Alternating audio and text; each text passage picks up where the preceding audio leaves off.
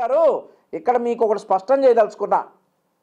ముందుగా తెలుగుదేశం పార్టీ కార్యకర్తలు, నిజమైన కార్యకర్తలు 4.5 సంవత్సరాలుగా నీ ముఖ్యమంత్రి, నీకంటే ముందు నీ సీట్లో కూర్చున్నటువంటి నీ సిఐడి చీఫ్ సునీల్ ఎంత బెదిరించినా కానీ, ఎంత భయపెట్టినా కానీ తెలుగుదేశం పార్టీ లైన్ తప్పకుండా మమ్మల్ని రాజకీయంగా విమర్శించిన వాళ్లకు మేము సమాధానం చెప్పే తీరతామని చెప్పేసి ఎక్కడా కూడా 4.5 సంవత్సరాలు తగ్గలేదు.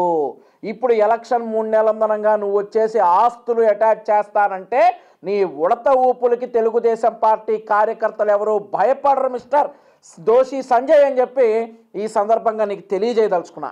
ముందు చెప్తా ఉన్నాం, అసలు ఆస్తులు అటాచ్మెంట్ అసలు ఏ కోర్టుకి వెళ్ళి అడుగుతావు నువ్వు? ఇది ఏ కోర్టులో పర్మిషన్ తీసుకుంటావు? సరే కోర్టుకి వెళ్ళావే అనుకో, సుప్రీంకోర్టు ఏం చెప్పింది? మార్గదర్శకాలు పాటించండి, సోషల్ మీడియాలో వ్యక్తి హక్కుని స్వేచ్ఛను హరించే అధికారం ఎవరికి లేదు అని చెప్పింది. మేము తెలుగుదేశం పార్టీ తరపున, తెలుగుదేశం పార్టీ కార్యకర్తల తరపున సంజయ్ గారు మీకు ఒక విషయం చెప్తా ఉన్నాం, గుర్తుపెట్టుకోండి. రాజకీయ విమర్శలు చేయండి, వాళ్ళు చేయొచ్చు. వైఎస్ఆర్ కాంగ్రెస్ పార్టీ వాళ్ళు మమ్మల్ని రాజకీయ విమర్శలు చేయొచ్చు, మాకు సత్తా ఉంది, మా నాయకుల మీద మాకు నమ్మకం ఉంది, మా నాయకులు తప్పు చేయరు అని చెప్పి మేము ఆ రాజకీయ విమర్శలను ఖచ్చితంగా ఖండిస్తాం, తిప్పి కొడతాం. వ్యక్తిగత విమర్శలు చేసిన వారిని మాత్రం ఇప్పటికీ నీ కార్యాలయంలోనే ఒక 100-150 కంప్లైంట్లు మూలుగుతూ ఉన్నాయి మిస్టర్ సంజయ్. ముందు వెళ్ళి వాళ్ళ ఆస్తులు అటాచ్ చేసి, ఇదిగో వాళ్ళ ఆస్తులన్నీ అటాచ్ చేశాను, మీ కూడా అటాచ్ చేస్తానని చెప్పి అప్పుడు మా కార్యకర్తలకు మీరు చెప్పండి. అంతేగాని మైక్ ఉంది కదా, ప్రెస్ మీట్ ఉంది కదా, పిలవగానే విలేకరులు వచ్చారు కదా అని చెప్పేసి నీ ఇష్టానికి నువ్వు వచ్చి ఆస్తులు అటాచ్ చేస్తాను అని అంటే నిన్ను బాద్షా సినిమాలో బ్రహ్మానందంలా చూస్తారు. అర్థమవుతా ఉందా? భీమ్లా నాయక్ సినిమాలో పవన్ కళ్యాణ్లా చూడాల్సిన నిన్ను బాద్షా సినిమాలో బ్రహ్మానందంలా చూస్తారు ప్రజలు. అలా తయారు చేశారు నిన్ను ఈ వైసీపీ నాయకులు. నీకేం ఆశ పెట్టారో కానీ మరి రాజ్యసభ అంటా ఉన్నారు నీ పదవి విరమణ తర్వాత.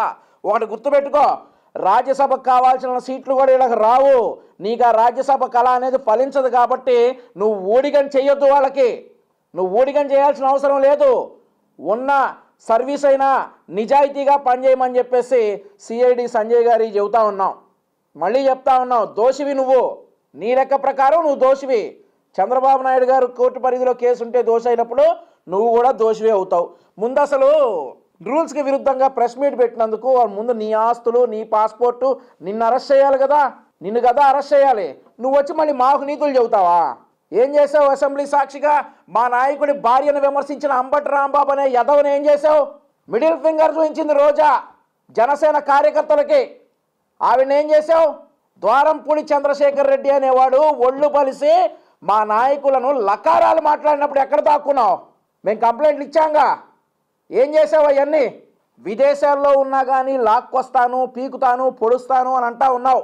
విదేశాల్లో ఉన్నటువంటి ఒక పశువు పంచు ప్రభాకర్ రెడ్డి అనే యదవ ఆడపిల్లలను అసభ్యంగా మాట్లాడి, మా నాయకుల్ని కులాల పేరులతో తిట్టి, మా మహిళా నాయకురాళ్లకు రంకంట కట్టి ఇన్ని చేస్తూ ఉంటే నీకు 100 పైగా కంప్లైంట్లు ఇస్తే నువ్వేం పొడిసావు? నువ్వు దళితుడివే కదా. ఆ పంచు ప్రభాకర్ అనేవాడు మాల లకారం తీసి మాట్లాడినప్పుడు నీకు పౌరుషం రాలేదా? వాడిని పట్టుకొచ్చే దమ్ము నీకు లేదా? ఈరోజు నువ్వు మా కార్యకర్తల ఆస్తులు అటాక్ చేస్తావు, ఇంకోటి ఏదో సైబర్ బుల్లీ షీట్లు ఓపెన్ చేస్తామంటే మేము భయపడాలా? మాకు కోర్టుల మీద, న్యాయ వ్యవస్థ మీద నమ్మకం ఉంది మిస్టర్ సంజయ్. నువ్వు చెప్పేటటువంటి ఉడత ఊపులకి నువ్వు ఆస్తులు అటాచ్ చేస్తామంటే అటాచ్ చేయించుకోవడానికి ఇక్కడెవరో తేరగా లేరు. ఎస్, తెలుగుదేశం పార్టీ కార్యకర్తల ఆస్తి చంద్రబాబు నాయుడు గారు, తెలుగుదేశం పార్టీ కార్యకర్తల ఆస్తి నారా లోకేష్ గారు. చెయ్యి, జగన్మోహన్ రెడ్డిది ఒకటిదేనా ఫ్యామిలీ? ఇంకెవరిది ఫ్యామిలీ కాదా? మేము మళ్ళీ చెప్తా ఉన్నాం, జగన్మోహన్ రెడ్డిని 420 అంటాం. కోర్టులు జగన్మోహన్ రెడ్డి మీద 420 కేసులు వేసినాయి కాబట్టి 420 అంటాం. అదే మాదిరిగా సిబిఐ వారు జగన్మోహన్ రెడ్డి ఇన్వాల్వ్మెంట్ ఇండైరెక్ట్గా బాబాయ్ హత్య కేసులో ఉంది, అతని ఫ్యామిలీ ఇన్వాల్వ్మెంట్ ఉంది అని అన్నారు కాబట్టి జగన్మోహన్ రెడ్డి ఫ్యామిలీ గురించి, ఆ హత్య గురించి మాట్లాడే హక్కు ప్రతిపక్షంగా మాకుంది, మేము మాట్లాడతాం. దీనికి నువ్వు ఆస్తులు అటాచ్ చేస్తావా? రా, ఏ కోర్టులో చేస్తావు చెయ్యి, ఏ కోర్టులో పర్మిషన్ పెడతావు పెట్టు, చెయ్యి, ఆస్తులు అటాచ్ చేయి చూద్దాం. ఎవడు భయపడతాడు మిస్టర్ సంజయ్? ఒకప్పుడు గౌరవం ఉండేది నువ్వంటే. ఒకప్పుడు నేను భీమ్లా నాయకులు పవన్ కళ్యాణ్ గారిలా చూసుకునేవాళ్ళం. ఈరోజు నువ్వు వీళ్ళు ఆడమన్నట్లు ఆడతా బాద్షాలో బ్రహ్మానందంలా తయారయ్యావు. బ్రహ్మానందం గారిని విమర్శించట్లా, ఇక్కడ ఆయన చేసిన క్యారెక్టర్ని విమర్శిస్తా ఉన్నా. గుర్తుపెట్టుకో. ఆస్తులు అటాచ్ చేస్తారా? భయపెడతారా మీరు తెలుగుదేశం పార్టీ కార్యకర్తల్ని? భయపెడతారా? ఒళ్ళు మరచి పిచ్చ పిచ్చ రాతలు రాస్తున్నటువంటి వైఎస్ఆర్ కాంగ్రెస్ పార్టీ కోర్టుల గురించి మాట్లాడారు, జడ్జిల గురించి మాట్లాడారు కదా.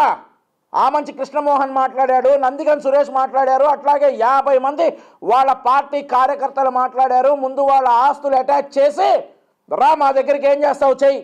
ఒక సీనియర్ ఐపీఎస్ ఆఫీసర్ ఉన్నటువంటి నువ్వు ఇట్లాంటి మాటలు మాట్లాడతావు, ఇట్లాంటి బెదిరింపులకు దిగుతావు వైఎస్ఆర్ కాంగ్రెస్ పార్టీ తరఫున అని మేము ఎక్స్పెక్ట్ చేయలా. ఏమంటే తేలిగ్గా కనిపిస్తూ ఉందా న్యాయ వ్యవస్థ అంటే? బెదిరించడానికి న్యాయ వ్యవస్థను అడ్డం పెట్టుకుని, న్యాయ వ్యవస్థలో లూప్ హోల్స్ అడ్డం పెట్టుకుని తెలుగుదేశం పార్టీ కార్యకర్తల్ని బెదిరిస్తావా? చంద్రబాబు నాయుడు గారి మీద దొంగ కేసులు పెట్టావు, కోర్టులకు ఇంతవరకు ఆధారాలు సమర్పించలేకపోయావు. దీనికి ఎన్ని కేసులు పెట్టాలి నీ మీద? ఒక వ్యక్తిని అకారణంగా 54 రోజులు జైల్లో పెట్టినందుకు నీ మీద ఎన్ని కేసులు పెట్టాలి? నీ ఆస్తులు ఎన్ని అటాచ్ చేయాలి?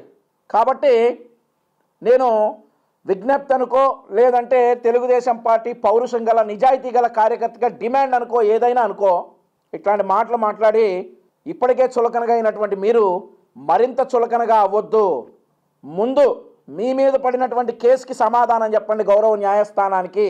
Please subscribe to Leo news for more videos.